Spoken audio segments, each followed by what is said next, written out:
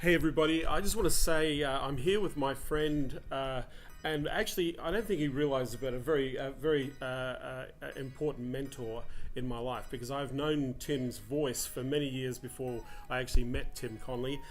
He's an extraordinary business strategist. He's been in the game of his own ventures in terms of his agencies, but he's helped a significant number of people and even some of my clients to scale their businesses, to take their seven-figure businesses and establish themselves for scale and for growth. So I'm really honored to have Tim with me. And more importantly, I think Tim's ideas and Tim's strategies are actually extremely clever, but more importantly, so elegant and simple and very easy to implement. And I want you to really look at what Tim is doing online, because I believe what he is applying right now in his business is extraordinary, and it certainly opens a door to working with better clients with higher revenues. So enjoy our talk here in Bangkok on B2B ideas on how we can evolve in this industry, and more importantly, some of the things that are changing the game so that people can improve and level their businesses up.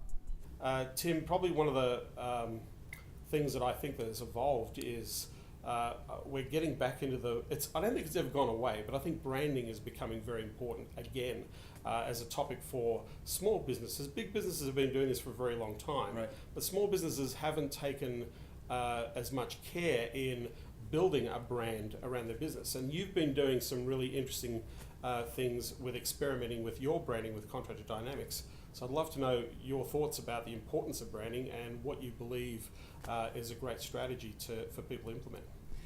Yeah, one of the first things I want to talk about is that the reason smaller companies aren't doing branding is that, one, they don't even know what it is. They think maybe it's just a logo. But the other is that they don't comprehend that it's not expensive.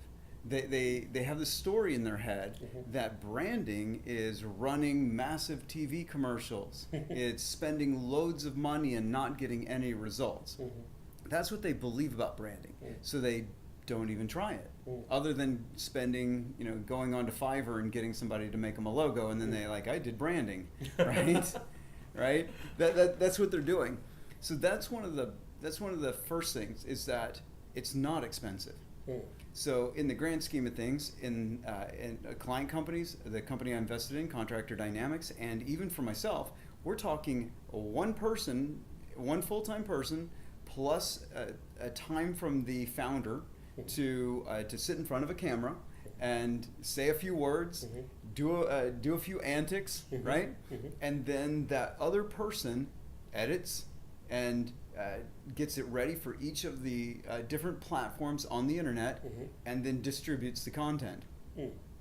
And then you spend on advertising a few $100s a month, right? It's not crazy expensive to get the kind of reach necessary to drop into your niche and essentially become this little mini celebrity inside of a niche, and you can do it really fast. It does not take a lot of effort, and even better is you don't even have to have a lot of followers.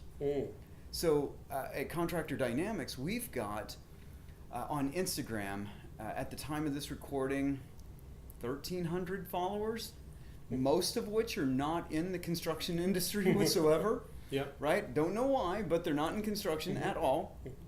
We have about 1,300 followers, and that is enough. It's just the content we're putting out. The followers don't even matter. It's the content that we're putting out, and we're advertising that content to make sure it gets in front of the right target audience, and they are seeing it, and then they're calling us. They're getting on the phone and saying, hey, we like what you're doing. We like the cut of your jib, right? Let's talk about how you can help us. Are they liking the idea in the relation to we should be doing something like that as well, and how do we go about doing that? Or are they, we need to look at our marketing as a contractor or as a company in this industry? So a lot of it is, it's a little of both of that, because what we're doing is putting out a lot of cultural videos, and I'll get into the specifics of why we're doing these different things. We're doing some cultural videos, then we're doing some ads disguised as education, then we're doing just straight up education, no ad, no call to action, nothing, and we're putting those in front of the audience. And so some of the education tells them, well, you need to do exactly what we're doing, being a meta. You need to do exactly what you're seeing right now. And then they go, oh, yes, I would like to do exactly what you're showing me right this very second. But then the others are subliminal. They see it, and there's a certain, I don't know, without a good word, a cool factor. Like, you guys are switched on. Yeah. You seem to understand this whole state of the internet thing right at this moment. So we want some of that. We don't know what it means. We don't comprehend it. Yeah. And so we want a piece of that. And you would think that, oh, that's just for the small guys. Well, it turns out, as soon as we stop talking about lead generation, the small guys stop talking to us. And all of a sudden, the bigger companies in the construction industry started calling us up. Wow. Because they don't care about leads. They do, but they've already got lead generation systems. They already know how to get the next project. So they're not desperate for the very next project. What they're wanting is market domination. They're wanting to be able to grab more and more market share. You can't do market share on lead gen. No, you can't. When you think about what you're doing, what do you think is the most important element of the exercise of putting that content out there? What do you think, is it about being open and vulnerable about what you're doing in your business, the culture of people? What is it that is creating that connection from their perspective? What do you think is important? So we're all humans. We're kind of monkeys with shoes. Yep. And we are voyeurs. Welcome to reality television. Exactly. The most important content we create is essentially getting people to see what we do. So in terms of how you deliver, how you work with people in your environment, outside your environment? Going to the, taking the whole team down to the local pub and having beers. And just showing that. Just showing that. Then showing the team in a different video in the office doing a strategy session to create a campaign for a client.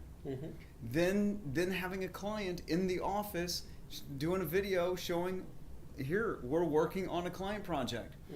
Doing another simple video of one of our people working on a marketing campaign on their laptop. It's not exciting, but they see stuff scrolling on the screen, and they see the person tapping on keys, and then they're saying a few words, and people are going, oh, this is real. Yeah, this is real. This is behind this. This is behind the scenes, and then when they see that, and you pair it with the education and the ads, ads disguised as education. When you pair it with that, it's powerful because now when they look at the education, they go, "That's real too." So I see you. I know you as a human being. I'm watching you. That's all I'm doing is watching. I'm getting some sort of entertainment value out of it. But then as soon as I see the stuff that's supposed to convert me, I trust it. Yeah. That's the power of doing the system. Interesting? Yeah. Yes. I find that it's really funny. The more vulnerable, the more irrelevant pieces of video content that I've created have more following than the pieces that are talking about a very specific idea or a strategy. The incidental, I just did a piece because I went and got some shirts while I was here in Thailand and talking about customer service. This business has been here for 35 years, serving hundreds of thousands of tourists, and they greet you and they give you a drink, and and they only choose the finest cottons, and so I'm telling their story, right. But people are like amazed about seeing this idea where I'm not talking about consulting or I'm just talking about, hey, I just bought some shirts, but this was my experience. Right. And I think those types of pieces of content get far more comments and interactions than when you talk very specifically about strategy. And then as soon as you hit them, like say tonight or tomorrow, you hit them with another education piece that you do all the time. You hit them with another education piece. That education piece, after having watched the one that is irrelevant, they watch the one that is relevant, at least to your bottom line. Yeah. Right? Yeah. And they'll go, that's for me. That resonates with me deeply.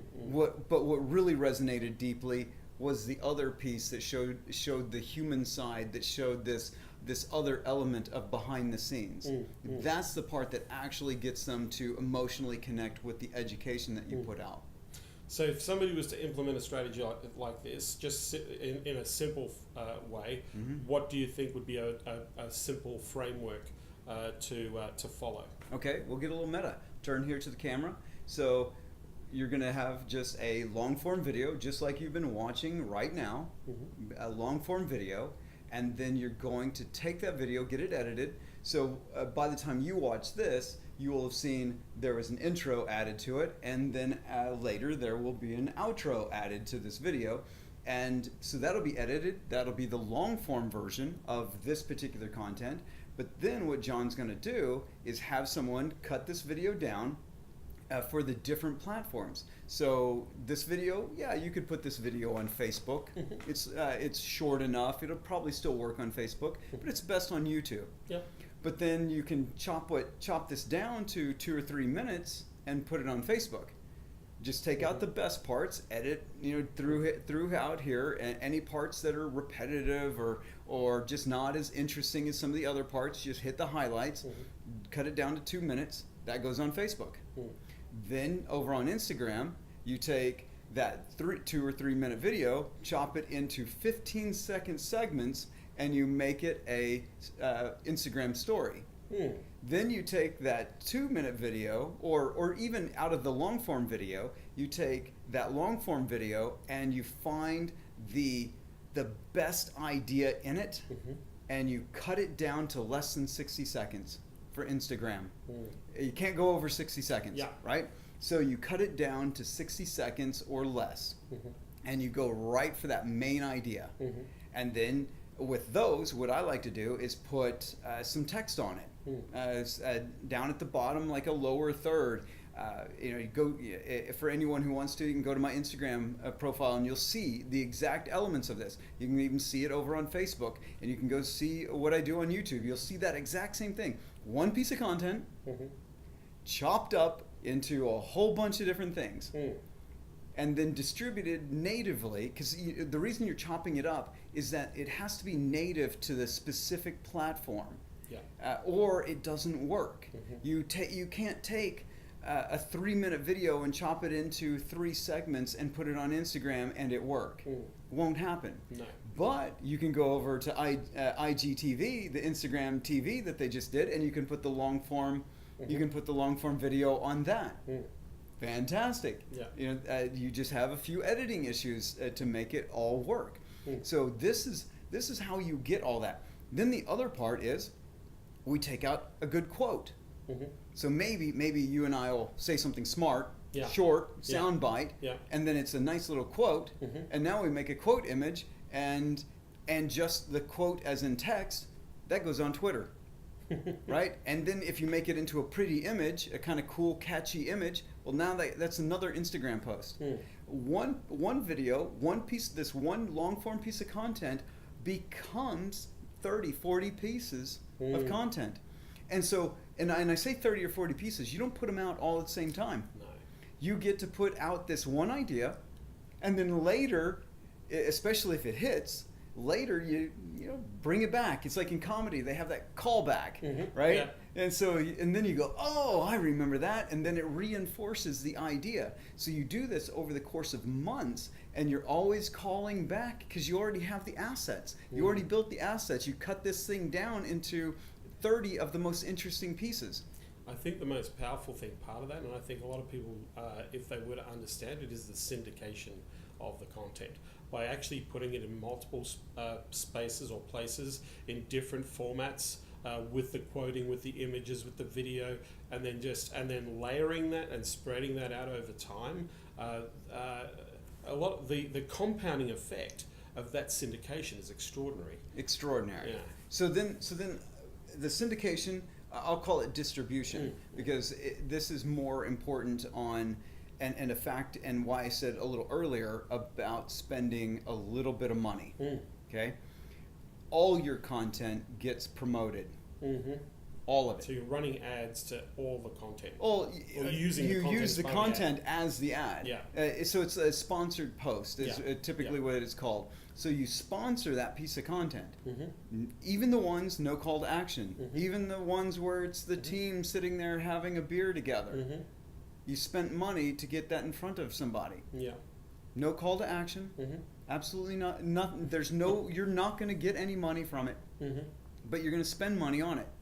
Because what's going to happen is those elements are know, like, and trust elements. Yeah. And then when you hit them with the thing that actually makes you money, that's when they'll respond to it. And this is working crazy good for people who want to go after higher end businesses.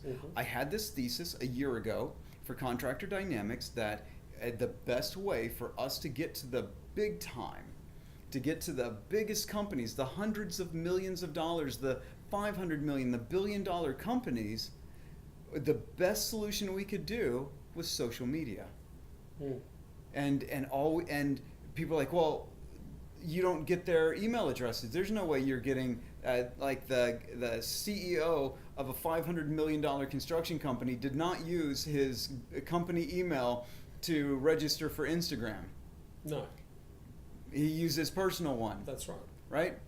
But he's still scrolling it. Yeah. Or in a lot of cases, what we're seeing is he's not on there, not on it at all, because he's like 65 years old. Yep. And he's not on Instagram. But his marketing team is. And there's some 32-year-old on Instagram in the marketing department scrolling through and finds interesting content and then says, oh, I need to show this to my manager. And then the manager looks at that and goes, oh, we need to go to the CMO. And the chief marketing officer goes, that's some cool stuff. I'm going to call them. Or you go call them. Or goes to the top guy and says, I just saw some of the coolest shit you've ever seen. And that is exactly what we're finding. So the beauty is we can't get this social media in, we can't guarantee we're going to get it in front of the right eyeballs. But once we do get it in front of eyeballs, they get pixeled and then we retarget them like crazy. So eventually the CEO of the company comes to our stuff, comes to our website, clicks on something. Clicks on something. The CEO will. And then we retarget forever. And that's it. That's the model. That's an awesome strategy. And that's not a difficult strategy to follow. It's easy. Yeah, absolutely. It's easy. That's fantastic. Yep. Yeah, absolutely awesome. Thanks for sharing that. You're very welcome. I'm running out there doing that with this piece of content. You should take this literal. We'll be a little meta here. Take this piece of content and actually turn it into all of these pieces. And so you watching this, you will probably see all these things going out on all of John's different platforms. And Good. Yours as well. And you'll see it, this piece of content on mine as well. Yep.